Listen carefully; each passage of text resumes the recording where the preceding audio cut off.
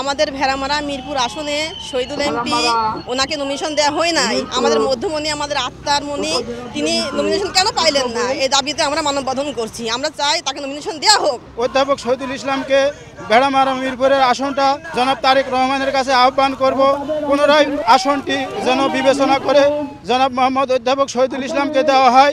আমরা নমিনেশন পাওয়ার জন্য আমরা এই উদ্দেশ্য নিয়ে আমরা এই মানববন্ধন করছি। এই মানববন্ধন যদি না হয় তাহলে আমরা আরো কঠিন হব।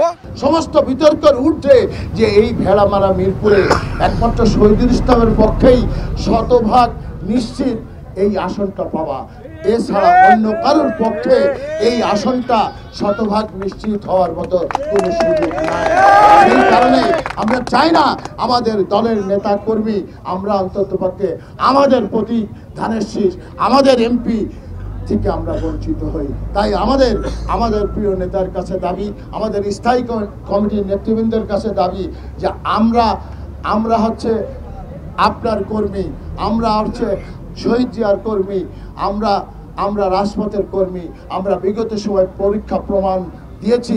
সুতরাং আমাদেরকে আজকে এই নিশ্চিত এমপিটা আমাদেরকে বঞ্চিত করবেন না।